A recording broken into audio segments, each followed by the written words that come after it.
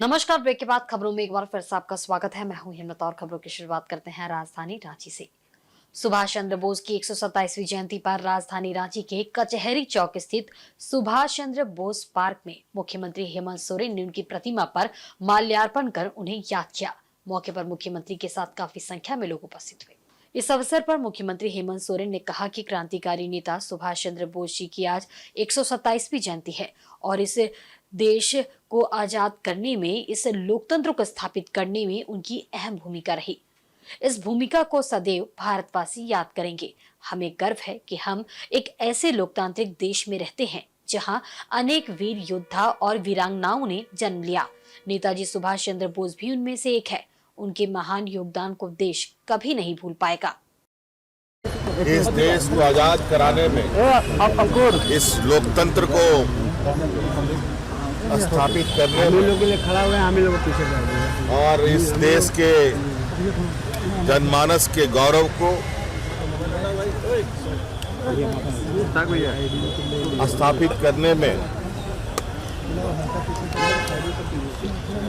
जो भूमिका निभाई है, ये भूमिका सदैव भारतवासी याद करेंगे।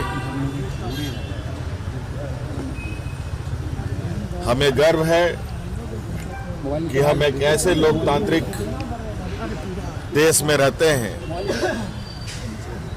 जहां अनेक वीर योद्धा और वीरांगनाओं ने जन्म लिया। उनमें से एक नेताजी सुभाष चंद्र बोस जी का भी महान योगदान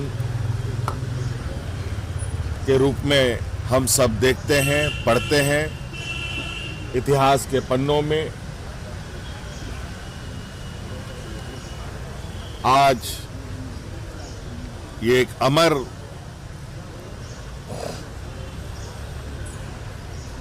होकर हमारे सामने है। हम सबको गर्व है और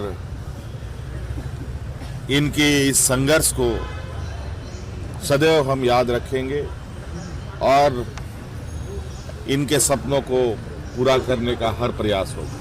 धन्यवाद। नेताजी सुभाष चंद्र बोस ने आज़ादी की जो संग्राम था, कांग्रेस के हरिपुरा अधिवेशन में जब उनको कांग्रेस का अध्यक्ष चुना गया तो महात्मा गांधी जी ने कहा कि आप पट्टभी सिद्धरामैया के लिए ये सीट छोड़ दे, ये पद छोड़ दे। और उसके बाद नेताजी ने 1939 में हमारे झारखंड राज्य के जो रामगढ़ है वहाँ पर समझौता विरोधी सम्मेलन किया और सशस्त्र विप्लव की एक परिकल्पना की और आज़ाद हिंद फौज का गठन हुआ। द्वितीय विश्व युद्ध में अंग्रेज़ों के खिलाफ जो लड़ाई नेताजी ने भी लड़ा, चाहे वो जापान से हो, चाहे वो जापान में रहकर हो, बर्मा में रहकर हो। और उसके बाद 1946 में उन्होंने जब मणिपुर के मोइरांग में आज़ाद हिंद का पहला परचम लहराया तो उसके साथ ही अंग्रेज बाध्य हो गए इस देश को छोड़ने के लिए। नेताजी अमर है। हमको लगता है कि नेताजी का जुड़ाव झारखंड के साथ, वो टाटा वर्कर्स यूनियन के भी अध्यक्ष रहे और उन जो अंतर्ध्यान हुए वो गोमो स्टेशन से ही हुए। ये तीनों चीज़ें झारखंड में ही हैं। और उन्होंने जो बात कही कि सांप्रदायिक एकता और अनुशासन ये लोगों के बीच में और इस देश को आगे बढ़ाने में सबसे महत्वपूर्ण है। राजधानी रांची के प्रदेश भाजपा कार्यालय में पूर्व मुख्यमंत्री एवं भाजपा प्रदेश अध्यक्ष बाबूलाल मरांडी के द्वारा एक प्रेस वार्ता की गई, जिसके माध्यम से वर्तमान झारखंड प्रदेश की सत्ता में काबिज राज्य सरकार एवं उनके गठबंधन दल पर भ्रष्टाचार में संलिप्तता और अन्य विषयों पर आरोप लगाया। भाजपा प्रदेश अध्यक्ष ने कहा कि शिबू सोरेन एवं उनके परिवार पर गोड्डा सांसद निशिकांत दुबे के द्वारा लोकपाल के पास एक अर्जी दर्ज कराया गया था कि इनके द्वारा किस प्रकार से चल, अचल और बेनामी संपत्ति का अर्जन किया गया है, इसकी जांच होनी चाहिए। पर इस मामले को काफी पुराना बताकर रोके जाने का प्रयास किया जा रहा है।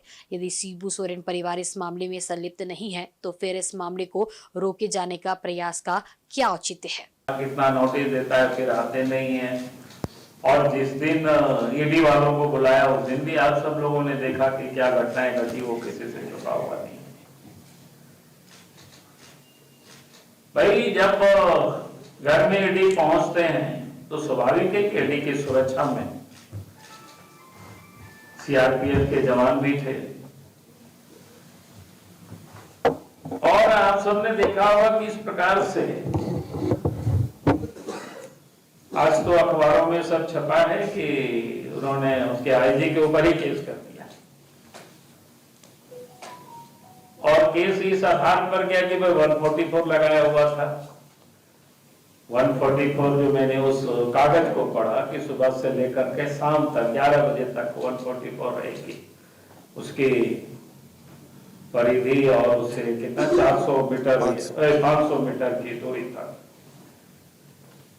और झारखंड मुक्ति मोर्चा के नेता और लोगों को बुलाया था तीर धनुष और डंडे हरे हथियार के हथियार के साथ उसके घर से लेकर के पूरा राजभवन के जो पीछे का जो मेन रोड का सब जगह लोग खड़े थे। हम लोग भी आते जाते लोगों को देख रहे थे।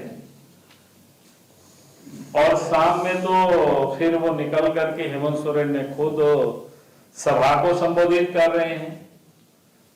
कायदे से सबसे पहला मुजरिम और 144 का किसी ने कोई उल्लंघन किया तो हेमंत सोरेन जी ने किया। सीआरपीएफ वाले तो या राज्य सरकार की पुलिस ने भी काफी तादाद में रहे होंगे वहां पर सिक्योरिटी में, तो उनका तो काम है सिक्योरिटी में करना, उनका तो काम है उसके लिए जाना। लेकिन केस तो होना किसके चाहिए था? जेएमएम के उन वर्करों के ऊपर। जेएमएम वालों ने जो भड़काने की बयान दिया था उनके ऊपर एफआईआर होनी चाहिए। एफआईआर तो उनके ऊपर होना चाहिए था, हेमंत सोरेन के ऊपर, मुख्यमंत्री के ऊपर होना चाहिए था 144 का। तो उन्होंने उल्लंघन किया। सरकार उनकी है, उनकी सरकार ने, उनके पदाधिकारी ने 144 का ऐलान करता है शाम तक और फिर मुख्यमंत्री आकर के गाड़ी के बोनट पर खड़े होकर के भाषण देते हैं। मैंने इसलिए इन सारे बातों को ये कह रहे थे कि भाई किस प्रकार से ये पूरे परिवार हेमंत सोरेन के वो भ्रष्टाचार में लिप्त है और भ्रष्टाचार से बचने के लिए ये तरह तरह की हथकंडे को ये अपना रहे हैं। और इसलिए मैं कहूंगा कि ये भ्रष्टाचार से बच नहीं सकते हैं, चाहे वो कितनों भी कोशिश कर लें। जब तक एक एक भ्रष्टाचारियों को कि सही जगह तक हम लोग नहीं पहुंचा देते हैं तब तक आंदोलन जारी रहेगी और संघर्ष जारी रहेगा की जरूरत ही नहीं है। तो ये सब तो बेसलेस है कि भाई आप सीआरपीएफ तो उनकी सुरक्षा में, ईडी के सुरक्षा में है। अगर सीआरपीएफ के जवानों को नहीं बुलाया होता तो इन लोगों का मंशा तो बिल्कुल साफ था। जेएमएम के नेताओं का वाइट देख लीजिए, उन लोगों ने क्या क्या बोला है, कांग्रेस के नेता भी क्या क्या बोले हैं, वो आप सबके सामने आपकी सबों ने दिखाया भी, आप सबने छापा भी है। वो लोग तो चाहता ही था कि भाई ऐसी परिस्थितियां पैदा हो ताकि हम बता सके, बोल सके कि भाई देखिए क्या बोलते हैं, ये झगड़ा झंझट हुआ। नहीं तो फिर भाई एक मुख्यमंत्री को बुला रहे हैं और मुख्यमंत्री ने अपने घर बुलाया तो फिर इतने लोगों को पूरे राज्य से बुलाने की क्या जरूरत थी? जब तीर धनुष लेकर के बुलाने की बात है तो ये बिल्कुल साफ है कि जेएमएम क्या चाहते थे, हेमंत सोरेन क्या चाह रहे थे, ये किसी से छुपा हुआ नहीं। ये बातें, ये बात तो मैं कहूंगा कि प्रभोग क्यों करेंगे, हम लोग तो आते जाते रास्ता में देख रहे थे सबको। अब रास्ता में कोई भी व्यक्ति अगर कहीं ब्लॉक करेगा तो हटेगा ही, पुलिस को हटाना ही पड़ेगा। तो वो लोग तो चाह रहे थे, बल्कि झारखंड में भी कुछ भ्रष्ट पुलिस ऑफिसर है या कुछ भ्रष्ट ऑफिसर है, उन लोगों को भी लगाया गया था इसी काम में कि किसी ना किसी प्रकार से प्रभोग किया जाए ताकि मामला अशांत हो। और इसकी वो लोग चाह रहे थे, नहीं तो आखिर उन्होंने क्यों बुलाया था? अब हमको बताइए ना, क्यों बुलाया था? गांव से लोगों को तेल धनुष लेकर के कुछ भाड़े के टट्टू को लगाया था। कोई गांव के ऐसे लोग नहीं आए थे, ये तो क्या बोलते हैं, कुछ लोगों को भाड़े में पैसा दे करके लोगों को बुलाया गया था।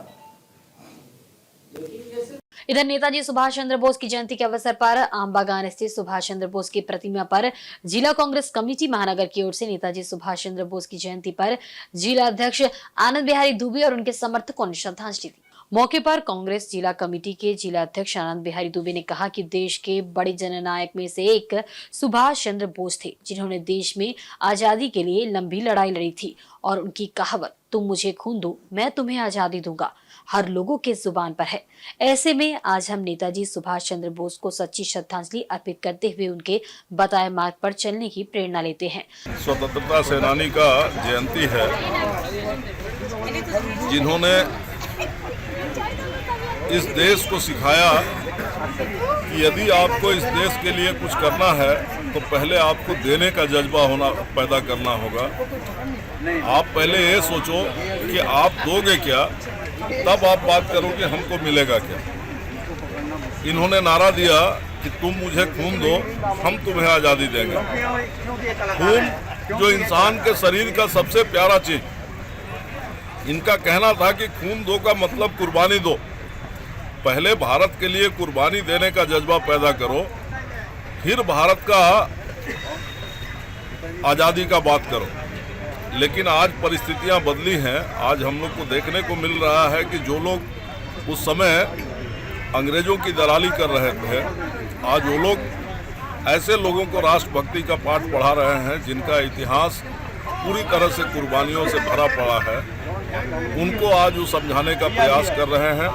हम लोग आज नेताजी के पास आए हैं श्रद्धासुमन अर्पित करने के लिए, उनसे प्रेरणा मांगने के लिए कि आप पूरे भारत के नेता हैं। एक इकलौते व्यक्ति ऐसे हैं जिनको नेताजी की उपाधि दी गई।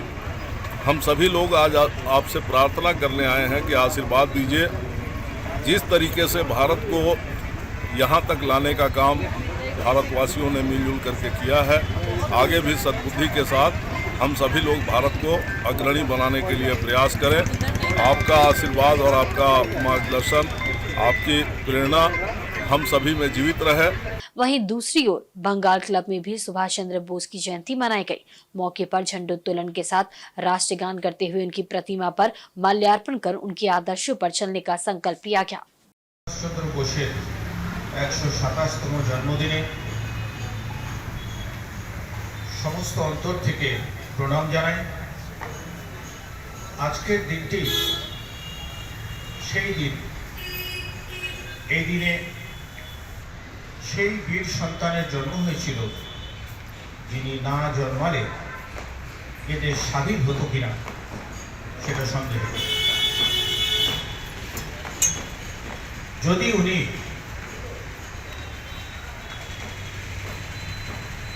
नेताजी सुभाष चंद्र बोस की 127वीं जयंती के अवसर पर आमबागान स्थित सुभाष चंद्र बोस की प्रतिमा पर बंगवासी समन्वय समिति और विभिन्न संगठनों के द्वारा फूलमाला चढ़ाकर उन्हें श्रद्धांजलि दी गई।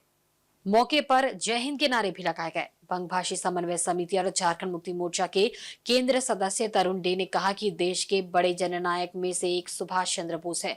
उन्होंने देश की आजादी के लिए लंबी लड़ाई लड़ी और उनकी कहावत तुम मुझे खून दो मैं तुम्हें आजादी दूंगा हर लोगों के जुबान पर है। ऐसे में आज हम नेताजी सुभाष चंद्र बोस को सच्ची श्रद्धांजलि अर्पित करते हुए उनके बताए गए मार्ग पर चलने की प्रेरणा लेते हैं। वहीं झारखंड मुक्ति मोर्चा के केंद्रीय सदस्य तरुण डे इस अवसर पर आशीर्वाद भवन पहुंचे और बूढ़े बुजुर्गों को शॉल और खाने पीने का सामान प्रदान किया ताकि इन परिवारों का भी समाज में ख्याल रखा जा सके। देश को बहुत बड़ा जननायक जो सुभाष चंद्र बोस थे, हमारे भारत के राष्ट्र की लड़ाई में उन्होंने अपना त्याग दिया। आज बहुत बड़ी बात है। उनका एक कहावत आज भी ये होता है कि तुम मुझे खून दो मैं तुम्हें आजादी दूंगा। सुभाष चंद्र बोस के प्रेरणा से हमें सीख लेना चाहिए, उन्हीं के मार्गदर्शन से चलना चाहिए। आज देश के लिए बहुत गर्वान्वित है, खास करके हम लोग बंग समाज के लिए बहुत गर्व महसूस करते हैं। वहीं सुभाष चंद्र बोस की 127वीं जयंती के अवसर पर आमरा मंगाली के द्वारा सांची बागान से उपायुक्त कार्यालय तक रैली निकाली गई, जिसके माध्यम से देश प्रेमी दिवस मनाने की मांग की गई। ये रैली आमरा मंगाली बंगाली बहन और बंगाली समाज के संयुक्त तत्वावधान में निकाली गई। इनकी मांग है कि 200 वर्ष तक जिन अंग्रेजों ने भारत को गुलाम बनाकर रखा, उसे देश छोड़कर जाने के लिए मजबूर करने वाले नेताजी सुभाष चंद्र के नेतृत्व में ही हुई थी। ऐसे में उनके देश प्रेमी होने के जज्बे को सिर्फ जयंती तक ही मनाना उचित नहीं है। उनके कर्मभूमि निष्ठा को देश प्रेमी दिवस मनाने की घोषणा सरकार को की जानी चाहिए, जिसे लेकर ये रैली निकाली गई, जो उपायुक्त कार्यालय में जाकर समाप्त हुई।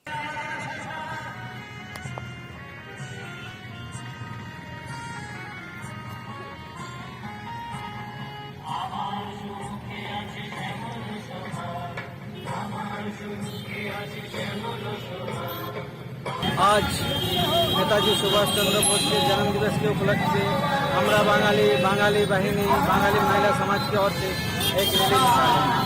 आज हमारा एक मांग है कि आज के दिन को नेताजी सुभाष चंद्र बोस के देश प्रेमी दिवस के रूप में मनाया जाए। नेताजी का जो मुखर्जी कमीशन द्वारा नेताजी के रहस्य के बारे में उनका भी खुलासा हो, नेताजी के आज़ाद हिंद फौज की जो भी संपत्ति हो उसको भी पाकिस्तान में खुलासा। इन सब मांगों को लेकर अभी हम लोग डीसी ऑफिस को हमारी रैली बढ़ रही है। वहीं रांची मौसम विज्ञान केंद्र के मौसम पूर्वानुमान के अनुसार 23 जनवरी से झारखंड के दक्षिणी और उससे सटे मध्य भाग में हल्के बादल देखने को मिलेंगे एवं 24 जनवरी को इन भागों में हल्की बारिश की भी संभावना है। वहीं झारखंड के उत्तरी भाग में मौसम में कोई बड़ा बदलाव देखने को नहीं मिलेगा। वहीं बादल आने के कारण से अधिकतम तापमान अगले 1 से 2 दिन 3 से 5 डिग्री तक बढ़ा हुआ देखने को मिल सकता है। 24 जनवरी के बाद बादल छटने पर न्यूनतम तापमान में 2 से 4 डिग्री गिरावट देखने को मिलेगी। पिछले 24 घंटों में झारखंड मौसम शुष्क ड्राई रहा है और जो सबसे अधिक उच्चतम तापमान है 26.2 डिग्री सेल्सियस जमशेदपुर में रिकॉर्ड किया गया है। जो सबसे कम न्यूनतम तापमान है 3.7 डिग्री सेल्सियस चतरा में कृषि विकास केंद्र में रिकॉर्ड किया गया है। अब मुख्य शहरों के न्यूनतम तापमान की बात करें तो रांची में 7 डिग्री सेल्सियस, जमशेदपुर में 9 डिग्री सेल्सियस, डाल्टनगंज में 6.5 डिग्री सेल्सियस, बोकारो में 6.6 डिग्री सेल्सियस, चाईबासा में 7.6 डिग्री सेल्सियस रिकॉर्ड किया गया। फॉग की बात करें, कोहरे की बात करें तो हल्का कोहरा आपको डाल्टनगंज जमशेदपुर में देखने को मिला है। शेष भागों में सैलो टू मॉडरेट बहुत हल्के दर्जे का ही कोहरा देखने को मिला है। और मौसम पूर्वानुमान की बात करें तो आज 23 तारीख से जो झारखंड के दक्षिणी भाग हैं और उससे सटे हुए मध्य भाग, रांची समेत जो मध्य भाग हैं, वहाँ पे आपको थोड़े बादल देखने को मिलेंगे। और 24 तारीख में जो दक्षिणी भाग है, सटा हुआ जो मध्य भाग है रांची समेत, वहाँ पे हल्की बारिश की संभावना जताई जा रही है। शेष जो उत्तरी झारखंड के इलाके हैं वहाँ पे बहुत हल्के आंशिक बादल देखने को मिल सकते हैं, उनमें कोई बड़ा बदलाव देखने को नहीं मिलेगा। दक्षिणी भाग, कोल्हान समेत और जो रांची के आसपास के जो मध्य भाग हैं वहाँ पे आपको बादल के साथ में हल्की बारिश देखने को मिल सकती है 24 तारीख में।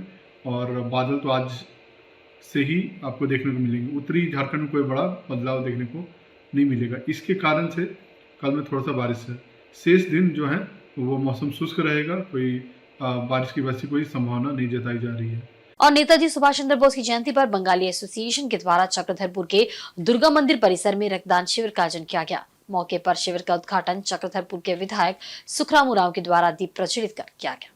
इस अवसर पर विधायक सुखराम उरांव ने कहा कि चक्रधरपुर बंगाली एसोसिएशन निस्वार्थ भाव से मानव सेवा करने के लिए जाना जाता है।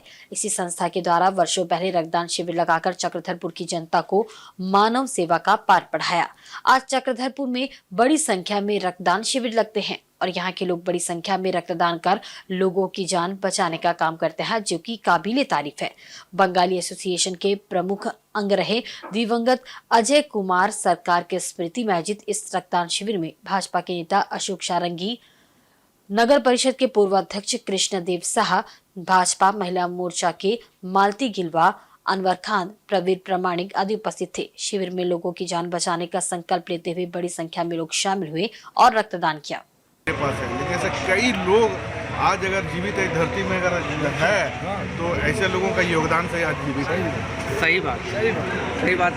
आज तक कितने हजारों ब्लड डोनेट कर ले चुके हैं और कई लोगों की जान बची है।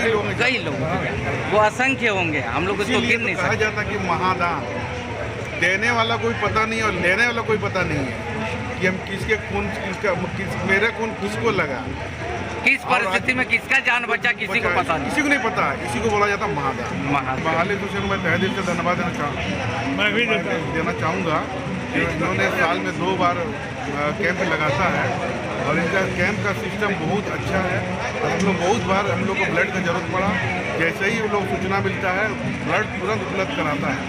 तो ये जो मतलब अपने पैसा छोड़ के ब्लड को संग्रह करना, उसके बाद समय पर ब्लड को खर्च करना, ये बीच का जो रास्ता है बहुत कठिन रास्ता है और इस कठिन रास्ता में इन लोगों ने उसको फुलफिल करना। एसोसिएशन या बंगाली सेवा समिति जो आप कहिए, वर्ष 1980 में रक्तदान की शुरुआत की थी यहाँ पर जी, और यही उद्देश्य था कि ये जो रक्तदान करने के लिए लोगों को जो प्रेरित किया जाता है, इसका एक माहौल तैयार किया जाए। आप देख रहे हैं 1980 से लेकर के आज 24वां वर्ष ये एंटर कर गए हम, और 24 वर्ष में चक्रधरपुर का जो जनसंख्या है उस जनसंख्या के हिसाब से जो रक्तदान होती है, हमको लगता है करीब 2000 यूनिट का प्रति वर्ष रक्तदान होता होगा करीबन चक्रधरपुर में। बात नहीं है, खुल के रक्तदान करना चाहिए, कम से कम साल में 1 बार करना ही चाहिए। अच्छा महसूस होता है और ब्लड जब किसी के काम लगता ही होगा किसी न किसी के काम, तो इसीलिए खुशी होती है देने के बाद। इधर सरायकेला कस्बा जिला के इचाकर प्रखंड क्षेत्र के लेपाटान गांव में मंगलवार को भव्य कलश यात्रा के साथ कलश विसर्जन किया गया। अयोध्या में राम मंदिर के प्राण प्रतिष्ठा को लेकर सोमवार को कलश यात्रा कर दुर्गा मंदिर में पूजा अर्चना कर पूरे ग्रामीण सामूहिक रूप से दिन भर भगवान श्री राम की भक्ति में डूबे रहे। वहीं मंगलवार को सैकड़ों महिलाएं माथे पर कलश के साथ शोभा यात्रा कर तालाब में कलशों का विसर्जन किया। सैकड़ों महिला पुरुषों ने गाजे बाजे के साथ जय जय श्री राम, जय हनुमान की जय घोष के साथ नाचते गाते खुशी मनाते हुए गांव का भ्रमण किया। आपस में एक दूसरे को अबीर गुलाल लगाकर कलश विसर्जन शोभा यात्रा को यादगार बनाया। गांव में दूसरे दिन भी उत्साह का वातावरण रहा। राम नाम का जयकारा और भक्ति गानों से गांव दूसरे दिन भी गूंजता रहा। विसर्जन के बाद लोगों के बीच प्रसाद का वितरण किया गया। रामलला के प्राण प्रतिष्ठा को लेकर 2 दिनों तक पूरे क्षेत्र में भगवान की अवतरण जैसी खुशी और भक्ति देखा गया। दीपावली जैसी दीपमाला से घरों को सजाकर भगवान श्री राम का अयोध्या आगमन पर स्वागत किया गया। लोगों में एक अलग ही उमंग और उत्साह देखा गया। झारखंड सरकार द्वारा राशन कार्ड धारियों को प्रति महीना 1 किलो दाल देने की योजना की शुरुआत हल्दी पोखर के राशन दुकानदार राजेंद्र प्रसाद गुप्ता के द्वारा की गई। इस अवसर पर दाल वितरण कार्यक्रम का उद्घाटन विधायक संजीव सरदार ने किया। मौके पर विधायक संजीव सरदार ने कहा कि ग्रामीण क्षेत्र में लोगों को पौष्टिक आहार मिले, इसको सुनिश्चित करने के लिए प्रति महीना 1 किलो दाल 1 रुपए में वितरण की शुरुआत की गई है, जिससे पोटका के 48,000 अंत्योदय पीएच एवं ग्रीन राशन कार्ड धारियों को उसका लाभ मिल पाएगा। कार्यक्रम में मुख्य रूप से विधायक संजीव सरदार, पूर्व जिला परिषद चंद्रावती महतो, आंदोलनकारी सुनील महतो आदि उपस्थित थे। और अगर सही से बरसात हुआ तो भी खेती उपज होता है, अगर बरसात नहीं होता तो खेती भी नहीं होता है। और उस समय परिवार भरण पोषण करने के लिए बहुत ही कठिनाई का सामना करना पड़ता है। और तत्पश्चात भी और साथ साथ अगर देखा जाए कोई अगर ग्रामीण क्षेत्र में बसवास कर रहा और सही से पैसा के कमी के कारण सही से पौष्टिक आहार नहीं ले पा रहा, दाल कोई खा नहीं पा रहा था, कोई कपड़ा नहीं खरीद पा रहा था, तो उसको देखते हुए माननीय मुख्यमंत्री हेमंत सोरेन जी ने पूरे झारखंड में हर कार्डधारियों के लिए कि साल में 2 बार धोती साड़ी योजना, सोना सवरण धोती साड़ी योजना भी देने का काम किए। और उसके साथ साथ प्रत्येक कार्डधारियों को चना दाल का भी देने का काम कर रहे हैं, ताकि कोई लोग कोई हमारे जैसे पौष्टिक आहार से वंचित ना हो। और उसके साथ साथ जो भी लोग अगर कार्ड से वंचित हुए हैं, अभी तक हुए हैं, वैसे लोगों को नया राशन कार्ड में भी जोड़ने का काम किया जा रहा। और उसी के तहत लगभग पूरे झारखंड में 20 lakh new ration card, green ration card तहत जोड़ने का काम किया जा रहा है। वहीं नेताजी सुभाष चंद्र बोस की 127वीं जयंती के मौके पर हालतबनी के सुभाष चंद्र मिलन संघ के द्वारा मेगा हेल्थ कैंप का आयोजन किया गया, जिसमें मुख्य अतिथि पूर्वी के विधायक सरयू राय, बीजेपी नेता राजकुमार सिंह, बीजेपी के कुणाल सारंगी, आजसू के जिला अध्यक्ष कन्हैया सिंह समेत विभिन्न राजनीतिक, सामाजिक और पंचायत प्रतिनिधि लोग उपस्थित हुए। वहीं सभी अतिथियों के द्वारा सुभाष चंद्र बोस की मूर्ति पर माल्यार्पण कर श्रद्धांजलि दी गई। वहीं क्लब के मेंबर के द्वारा अंग वस्त्र देकर सभी अतिथियों को सम्मानित किया गया।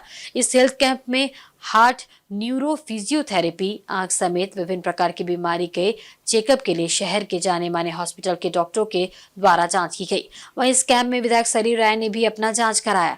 वहीं इस कैंप में लोगों ने पहुंचकर लाभ उठाया। हालतबनी सुभाष चंद्र बोस मिलन संघ क्लब के सचिव प्रसन्नजीत भौमिक ने कहा कि हर साल सुभाष चंद्र बोस की जयंती पर क्लब के द्वारा कुछ न कुछ कार्यक्रम किया जाता है। इस साल मेगा हेल्थ कैंप का आयोजन किया गया है। इसका उद्देश्य है कि ग्रामीण क्षेत्र के लोग पैसे के अभाव में अपना इलाज नहीं करा पाते, वैसे उन जरूरतमंद लोगों के लिए ये हेल्थ कैंप लगाया गया है, जिसमें ब्रह्मानंद अस्पताल के हार्ट के डॉक्टर, आंख, कान, प्रेशर, शुगर समेत विभिन्न प्रकार की बीमारी के डॉक्टर के द्वारा जांच की जा रही है। जिन मरीजों को हार्ट में कोई समस्या आएगी तो उसे निःशुल्क ऑपरेशन भी क्लब के द्वारा कराया जाएगा। जन्म वर्ष के उपलक्ष्य में सुभाष चंद्र मिलन संघ के सेक्रेटरी होने के नाते हम लोग एक मेगा कैंप स्वास्थ्य के लिए बनाए हैं, जो कि हर तरह का डॉक्टर है। इसमें हड्डी का डॉक्टर आया हुआ है, हार्ट का डॉक्टर आया हुआ है, फिजियोथेरेपी है, होम्योपैथिक है, और अपने तरफ से हम लोग जितना हो सके मेडिसिन भी, जैविक मेडिसिन भी फ्री दे रहे हैं, और टोटल फ्री ऑफ कॉस्ट है। कोई भी एक पैसा का लेना देना कुछ नहीं है इसमें। कहाँ से आए हैं सभी डॉक्टर? ये डॉक्टर आए हैं TMS से, कुछ आए हैं, कुछ पार्टी जो का नाम है तमोलिया, हाँ नारायणी से आया है, तमोलिया से आया है। चारों तरफ से अरेंज किए हम लोग, कुछ डॉक्टर को कन्विंस किए, जो आप लोग भी कुछ सहयोग कीजिए, अपना सेवा दीजिए। जो ज़्यादा से ज़्यादा हम लोग का मोटो है, जो ज़्यादा से ज़्यादा गरीब को जो नहीं दिखा पाता है पैसा के अभाव में, उसका कम से कम यहाँ पर इलाज तो हो जाए कुछ। और हम लोग अभी एक कहें जी, इसमें से जो हार्ट का ऑपरेशन निकलेगा, मान लीजिए 5 पेशेंट निकलता है तो 5 को हम लोग ऑपरेशन फ्री ऑफ कॉस्ट कराएंगे। वहीं जमशेदपुर के MGM अस्पताल के सफाई कर्मचारियों ने नेताजी सुभाष चंद्र बोस की 127वीं जयंती मनाई, जहां कर्मचारियों ने उनकी तस्वीर पर पुष्प अर्पित कर श्रद्धांजलि दी। साथ ही उनके द्वारा आजादी के लिए किए गए कार्यों को याद किया। इस मौके पर सफाई कर्मी रवि नामता ने कहा कि सुभाष चंद्र बोस के नेतृत्व में किए गए अंग्रेजों के खिलाफ आंदोलन की वजह से आज हम सब स्वतंत्र हैं। ऐसे महान व्यक्तित्वों को हमें हमेशा याद रखने की आवश्यकता है। इस अवसर पर अस्पताल परिसर में मौजूद लोगों के बीच चॉकलेट का वितरण किया गया। MGM अस्पताल परिसर में वर्षों पुराना सफाई कर्मियों द्वारा नेताजी का जयंती, आज 127वां जयंती हम लोग मना रहे हैं और लगातार मनाते हुए आ रहे हैं। आने वाले भविष्य में भी हम लोग इसका जयंती हम लोग मनाएंगे। आज जो है नेताजी का जो भारत देश में बहुत अहम भूमिका है। आज 200 साल भारत जो है अंग्रेजों का गुलाम था और नेताजी जो उन्हें भगाने में एक अहम भूमिका निभाई थी, वो एक स्वतंत्रता सेनानी थे और उन्हीं का जयंती हम लोग मना रहे हैं और हम लोग शांतिपूर्ण ढंग से इसको हम लोग मना रहे हैं। वहीं दूसरी ओर मुसाबनी में साहित्य संस्कृति संघ द्वारा नेताजी सुभाष चंद्र बोस की जयंती धूमधाम से मनाई गई। इस मौके पर मुख्य अतिथि के रूप में प्रोफेसर मित्रेश्वर उपस्थित हुए। मुसाबनी अस्पताल चौक स्थित नेताजी सुभाष पार्क में साहित्य संस्कृति संघ द्वारा नेताजी सुभाष चंद्र बोस की जयंती पर कार्यक्रम का आयोजन किया गया, जिसमें मुख्य अतिथि के रूप में प्रोफेसर मित्रेश्वर एवं विशिष्ट अतिथि के रूप में लेखक अपूर्व राय, प्राचार्य दुखू, अध्यक्ष MM पात्रो, उप प्रमुख काकोली घोष आदि उपस्थित थे। मौके पर मुख्य अतिथि प्रोफेसर मित्रेश्वर द्वारा नेताजी की मूर्ति पर माल्यार्पण किया गया। उसके बाद आजाद हिंद फौज का झंडा फहराकर झंडे को सलामी दी गई। तत्पश्चात अतिथियों द्वारा दीप प्रज्वलित कर सांस्कृतिक कार्यक्रम का शुभारंभ किया गया। इस अवसर पर संघ की महिलाओं द्वारा संगीत प्रस्तुत किया गया। मौके पर उनकी जीवनी पर भी प्रकाश डाला गया। कार्यक्रम में काफी संख्या में साहित्य एवं कला से जुड़े लोग भी उपस्थित थे। सुभाष चंद्र बोस की जो हम पार्क बनाया है साहित्य संस्कृति संघ के द्वारा, हर साल यहाँ नेताजी सुभाष चंद्र बोस की जयंती मनाते हैं एकदम धूमधाम के साथ। और इस बार भी हमारे इस प्रोग्राम में मुख्य अतिथि के रूप में आए हैं प्रोफेसर मित्रेश्वर जी जो एक शिक्षाविद हैं, साथ ही साथ जमशेदपुर से आए हैं झारखंड में सुभाष चंद्र बोस पुस्तक के लेखक श्रीमान अपूर्व राय, जिसे हम इस मंच से उन्हें सम्मानित भी करेंगे। साथ ही साथ 2-3 हाई स्कूल के प्राचार्य और सिद्धू कानू कॉलेज के दुखू जी साथ में हैं। हम सबको लिए हुए इस अनुष्ठान को करते हैं बहुत ही उनका यादगार में। हम चाहेंगे कि उनका यह प्रोग्राम हर साल इस तरह का मनाते रहेंगे। वहीं पोटका के आसन बनी पोटका एवं कोवाली धान अधिप्राप्ति केंद्र का विधायक संजीव सरदार ने उद्घाटन किया। आसन बनी पोटका एवं कोवाली लैंपस के धान अधिप्राप्ति केंद्र का उद्घाटन विधायक संजीव सरदार द्वारा किया गया। इस अवसर पर विधायक संजीव सरदार ने कहा कि झारखंड सरकार का प्रयास है कि किसानों को उसके उपज का समुचित मूल्य मिल सके, साथ ही अपने नजदीकी धान अधिप्राप्ति केंद्र में धान का विक्रय कर सके। वहीं किसानों से विधायक संजीव सरदार ने आग्रह किया कि आप अपने उपज को अपने नजदीकी लैंपस में विक्रय करें और अधिक लाभ कमाए। इस दौरान 20 सूत्रीय अध्यक्ष सुधीर सोरेन, प्रखंड विकास पदाधिकारी अभय कुमार द्विवेदी आदि मुख्य रूप से उपस्थित रहे। और आज के बुलेटिन में बस इतना ही। कल फिर हाजिर होंगे कुछ नई खबरों के साथ। तब तक देखते रहें इंसाइड झारखंड न्यूज। नमस्कार।